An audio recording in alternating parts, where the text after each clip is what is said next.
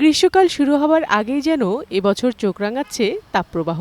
সূর্যের তীব্রতা দিনকে দিন বেড়েই চলেছে।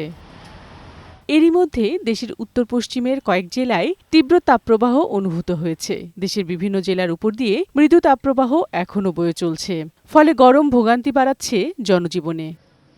বুধবার সকালে ঢাকার আকাশ কিছুটা মেঘাচ্ছন্ন থাকলেও বেলা বাড়তেই তা কেটে গিয়ে সূর্যের তীব্রতা দেখা যায়। গরম বাড়ায় অতিষ্ঠ হয়ে ওঠে জনজীবন। সারাদিন রোডঘাটে গাড়ি গুড়ি চালাইতেছি, আসলে আমাদের খুব কষ্ট হইতেছে। গরম তো এই কয়টা দিন ধরে এখন একটু গরমই লাগছে।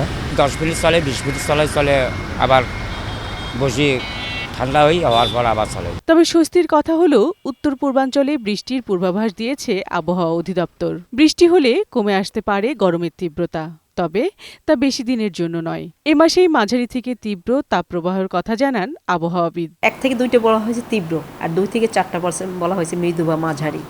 তো এখানে আমাদের এই যে স্পেলটা গেল, এর মধ্যে মৃদু এবং মাঝারি অলরেডি হয়ে গেছে। এর সাথে তীব্রও ছিল যশোর এবং বাঘাবাড়ি।